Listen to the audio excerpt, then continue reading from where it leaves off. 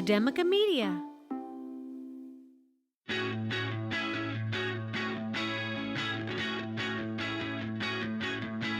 From Academica Media Studios in Miami, Florida, it's Big Ideas in Education, a weekly recap of inspiration and innovation in your schools.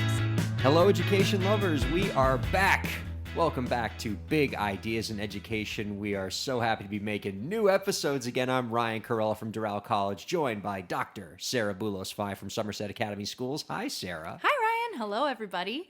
Welcome back. We're excited to be here and appreciate all of you respecting that we needed a little break over the summer for, life and mental health reasons. So it was good to take a little bit of a hiatus for a few months. And I know Ryan's excited to announce that there's somebody else here with us. Yes. So to give people a little bit of a sense of setting here, if we sound a little different, it's because we are actually on location at the Florida Charter School Conference School Choice Summit. Yeah. Or if you're a fan of acronyms, FCSCSCS. FCS. Yes. And whilst we were traipsing around this particularly fun event, we ran into one of our favorite people in education. The Academica Chief Budget Officer, Alina Chester, is here. Hello. Thank you so much for having me. And since this podcast is always more fun when we bring in more fantastic education voices, we basically just grabbed her and said, you need to come and talk with us about the amazing stuff that you're doing in this conference. Sarah, if you could you give us a little intro of what she's going to be talking to us about? Absolutely. So Alina and I work together in similar ways that you and I work together, Ryan, because I am still the only educator in the room, but we see things from very different lenses. So, of course, I'm coming in with more curricular instructional lens, and Alina comes in with a more financial lens. She's an accountant, she has a financial background, and she helps design all of the budgets for all of our schools, which, believe it or not, is not just, fun and and cake and everything. But she is actually presenting here at the conference, and we're so excited that she offered to talk to us about what she's going to talk about. So I'm going to give a little prelude to what I go into her presentation with, and then we're going to hear the title of the presentation because that's a good one. So if you ask me what has been kind of the biggest challenge that we've been facing in education the past couple years, I think most of us would say the results of the pandemic, right? We've all been dealing with learning gaps, instructional gaps that came from learning loss, and all of those scary words that came out when we had to shut down schools, remote learning, hybrid learning, all that fun stuff. And so there was a reaction to that, right? Right. If you want to talk about it, again, from a financial lens, the government really stepped in and created 3 different stimulus packages as a result of the pandemic. And it was really wonderful. The first one, we know it as ESSER 1, with the CARES Act, provided about $500 extra per student. The second one, we know as ESSER 2, or the CARES Act 2, provided about $1,000 per student. And lately, those 2 have ended at this point, and now we still have our ESSER 3, which totaled about $2,500 per student. And that runs out. So the last day to spend those funds is September 30th, 2024. So just about a year from now, just shy of a year from now. And so if you're like me, who thinks forward about what are we doing, what challenges are we facing, and how are we going to, face those challenges, come headstrong and make sure that we're getting whatever we need done in schools, not much can be done without money. So what is the title of your presentation, Alina? The ESSER Cliff. Whoa. That is how you make a conference title that I'm going to circle in my program. Yeah. Anything that has the word cliff in it, you got to show up for that. Yeah, I mostly work with Florida schools, and proportionately, this is a dramatic decrease in our funding. We get about $8,000 per student. And so most of my schools, they took ESSER 3 and they split it over 2 years. We used it in 22-23 and 23-24. So let's say about $1,000, but $1,000 out of now, $9,000 total. And now we're going back down. This is similar to what we saw after the 2008 financial crisis, where we had $1,000 drop per student. And so what I've discussed in the presentation is how to prepare for that. Right. I mean, it's basically, I mean, you know, I'm not the numbers gal, but that sounds like over 10%, right, of our funding. So if you're not from Florida and maybe you have ESSER funds, these are federal funds, right? So they're not just unique to Florida. And you're thinking, yeah, we got CARES Act dollars, we got ESSER funds. It's not making a huge dent in our budgets, right?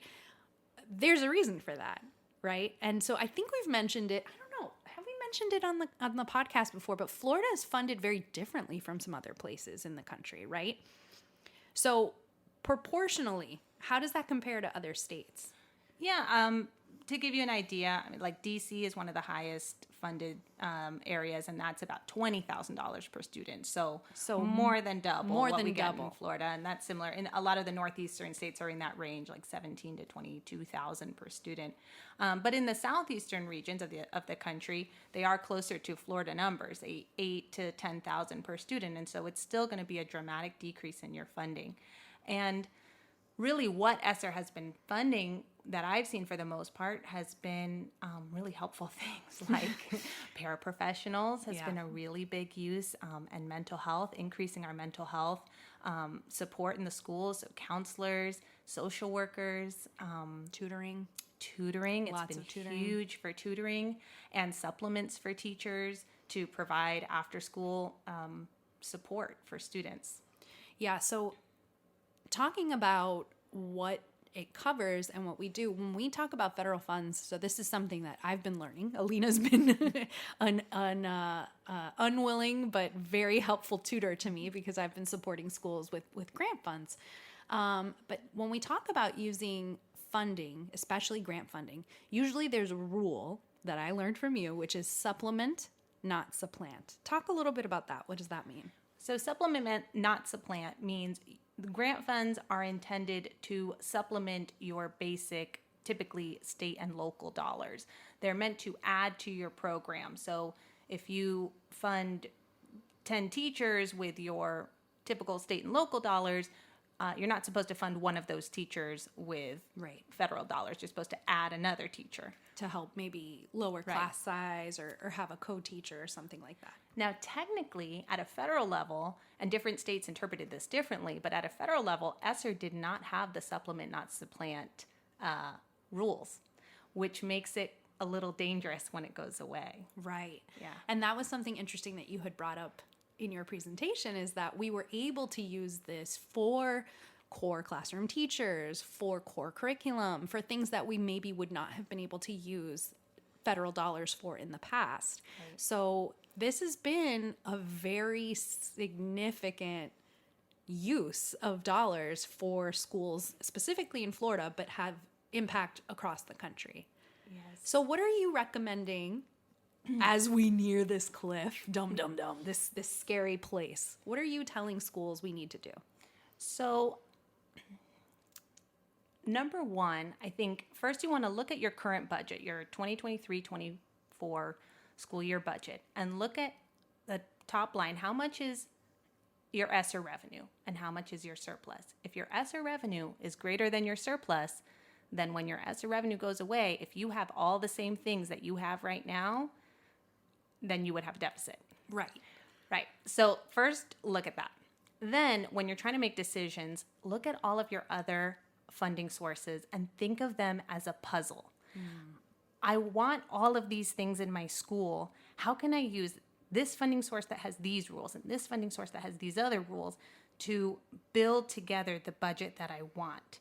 I almost don't look at it in the supplant world. I look at it that way. I look at it from the other side of things. I look at it all as one big picture to make it all work, so that the schools get what they need, and they need to be innovative, and they need to be wise in their spending decisions. So I'll tell you, in Florida, what I recommend is, especially for charter schools, to look at your referendum, your local dollars, because recently a lot of districts have voted for local millage dollars, and every district has its own allowable uses. But you can get creative with that because, for example, in ESSER, custodial costs were allowable because of the sanitation aspect of the schools. So if you had custodial workers on your ESSER budget, but those same people may serve in a security position at your school, because a lot of times people have those dual roles. A lot of times security positions are allowable in referendums. So, or maybe under some safety or other grants. Absolutely. And same thing with counselors. A lot of the referendums have focused on mental health at schools, and a lot of ESSER funds are covering counselors. So you can move those counselor positions into the referendum positions. In Palm Beach, just to give an example, counselors are allowable, as well as arts and choice program teachers and facility hardening, like school hardening projects. While we have had ESSER funds, my schools have been able to do a lot more hardening projects because they haven't needed to cover the counselors, because the counselors have been Out of ESSER. out of ESSER. Right. So now, maybe you scale back on those hardening projects. You've been doing them for a few years, and you use that money to cover the counselors. You make the decision of what is really the most crucial need at your school. But knowing schools, I know mental health is really big right now. Absolutely. Yeah. So when I think of what I want to keep and what I would be willing to put maybe on it'd be nice to have list, the first thing I think of is looking at school data, right? And looking at how did my school perform last year, from anywhere to student academic achievement in reading, in math, in science, in end of course exams, in AP, and also in attendance, right? And in referral data, so that I can think of, do I need to spend this much more on a counselor? How many students do I have per counselor? So I feel like I come at it from a little bit of a different angle, but I think the idea of we're not talking about necessarily that we're going to lose core teachers in core instruction, but the truth is, we haven't been depending on only core teachers in core instruction, right? And every year, I feel like since at least 2020, we're talking about starting a little further behind than we were the year before. So what recommendations do we make when we're talking about, we're in a tough spot, and maybe my local municipality didn't offer referendum dollars, right? We're in a tough situation. Yeah, and the teacher shortage as well comes to mind when you've hired all of these great people and now you want to keep them. Some ways that I would recommend to my schools, for example, maybe you pulled a couple people out of the classroom because you had ESSER dollars. Maybe you made them instructional coaches or curriculum directors. Now, as people leave throughout this year, throughout 23-24, you may want to consider putting those instructional coaches in the classroom. So then you keep your good teachers. At least part-time. At least you may lose the position, but you keep the person. Got it. Another thing that I recommend to my schools is to really look at the programs that they're purchasing and making sure that everybody's using them. If you're purchasing them, make sure everybody's using them. And if everybody's not using them, maybe you don't need a school-wide license. Maybe you just need a license for that one classroom, that one teacher that's actually using it with fidelity. Or maybe nobody's using it and you're wasting your money. So really getting the teachers involved in the conversation of what are we purchasing and why, and not just what I see happen at some schools, especially when we have, kind of free money in a way, is the teacher say, hey, I want this program, and the principal just gets it, and they get it maybe even for the whole school. Right. So I think now would be a good time to talk to your teachers, look at all, have your accountant run a report of all of the licenses that you're currently using, and then see who's really using them. Yeah, kind of going back a little bit. I know I've recommended in the past, but we talk about curriculum review teams, right? And talking about getting your teachers together, getting your department heads together, even your students and your parents, to get an idea of is this program serving our needs? Is it giving us what we think we need? Do we see any evidence that it's really working? And that can be so important. So I'm gonna make a little joke here, and I don't know how to land, but I don't know. I keep seeing on the internet there's these like girl math, boy math, teacher math things. Now we're gonna talk about principal math, right? So school math, because We're so hip. we're so relevant. So school math, principal math is how do we keep all of the pieces of the puzzle, like you're saying, when we come to the cliff, right? When this funding runs out, we have to make sure that we're meeting the needs of our students and then some. So these have been some great recommendations. I think a lot of what you're saying, I know you already advised me, and so I'm super lucky because I get to ask you questions anytime I want.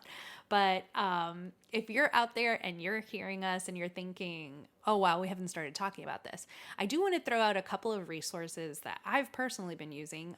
One of them is from Hanover Research, which is strategic planning, all sorts of things. It's a free resource. I mean, I know there's some that you have to pay for, but there's some amazing free resources out there. Are there any other resources that you think people should reach out to or look at when they're talking about forward thinking, strategic planning? I love that you said make sure your accountant goes through all of your licenses, because I don't know, another thing that maybe it's just my demographic, I keep getting that like Rocket Money ad where it's like, how many licenses are you paying for that you don't know about? Like the Netflix and the Spotify and the whatever. They're always so sneaky and they So add up. sneaky. And I'm thinking of just how it is for a household. I can imagine for a Right. school, it must be schools insane. and school districts, it happens too. And we have to go in, we have to take a look. And honestly, we're going to have to get to a point where we have these tough conversations about, do we really need 5 different programs for math fluency? Is this one meeting our needs? Or maybe we just do for these grade levels. So it's not an easy conversation. It's not a popular one. It's not always a fun one, but school math. And when you're bringing in this stakeholder input, Alina, right? Because you need to hear from your teachers and your parents and these other communities about what's important, what's a must-have, and what there's room in the budget for. And we know that the earlier you prepare for this coming ESSER cliff, the more effective you're going to be in handling it. So if you put those two concepts together, how early should the principals start having these conversations with stakeholders? Is there a time where it's too early because you don't want to make these stakeholder groups too nervous about this coming cliff too early, or is it the earlier the better? I'm starting the conversation with my principals now. So October, November of this current year, 2023, is the time to start looking and thinking ahead already for next year. So this know it really sounds- is like the best time. This is the best time to plant a tree is 20 years ago. Second Right. best time is now situation. Right. And so it's interesting because I think we've said it before on the podcast, but like, when do we start master scheduling and planning for next year? We start now. We start now in September, October time. And so something interesting that I just learned is that a lot of school districts do next year's grant planning now already. And a lot of deadlines to apply for certain grants will come up before the end of the year. And that doesn't mean to get them in 24, but that's for like 24, 25 school year. So it is important to have these conversations really early. Yeah, and making sure, I think is this a charter school specific? It's anything. Okay. Because with what I've seen with charter schools is that a lot of times districts kind of hold the federal grant money and they'll say that they are providing services in lieu of funds. And sometimes that's very much the case, and sometimes it's not so much the case. I've noticed, for example, with IDEA funds, special education funds, for the most part, the districts are very good about making sure that special ed students are taken care of throughout all of the schools. That's good to hear. Yes, thank God. But for example, Title IV is one that is a really nice, really broad grant. Just to give you an idea of numbers, it's about $42 per student typically, and it's a 21st Century Learners grant. It falls under the 21st Century Learner law, which means you can use it for art, music, PE, teachers, supplies, discipline, counselors. So it's very broad, and districts don't tend to automatically share it with charter schools, and they don't tend to give any services at all related to Title IV. And so as a charter school, you may have to advocate for yourself and ask for what is my proportionate share of those funds, and say, I would like to keep my proportionate share, rather than getting some unknown thing from the district, if they're not really giving it to you. Yeah, and I would say that goes for most title grants, right? Yeah. Like, just, it's not a bad thing to ask questions, right? And so I always take that Ted Lasso advice. Be curious, right? Don't be judgmental and don't assume that it's not great, but ask questions, right? Be curious and ask, where do your funds go? What are they being used for? And again, go line by line. And if it's something that you're benefiting from, like, there have been some schools that I work with that their districts do fantastic things with their Title II dollars, for example, and they offer amazing professional development. And then there are some schools where every time they try to go to a professional development, they say, you're not allowed to come. Well, then how come you're taking my Title II dollars, right? So you have to ask questions, be curious, and see what's working for your school. I think that has been super helpful. I don't know. I mean, we got girl/boy math and a Ted Lasso reference. We got, We've hit all the pop culture marks we had to hit for this one. I'm happy. I'm satisfied. Yeah, I appreciate that. Well, I want to thank you, Alina, for coming on the show with us today. My pleasure. And thank you so for your presentation, because it's been really eye-opening and really helpful. And I will always put my hand up and say, I'm the first person who really struggles with understanding budgets and big picture, especially when it comes to schools. I mean, I'm surviving in my home. Don't ask me about a school, but working with you has really helped significantly. So I feel a lot more confident, and that we have maybe not the answer, but we have a plan. So thanks everyone for giving us a little bit of a very much needed and well-deserved break over the summer. We're glad to be back, and if you have any things you'd like to share with us or any questions you'd like to ask, you can reach out to us using the hashtag Big Ideas in Education or at Academica Media. Thanks. We'll see you next time.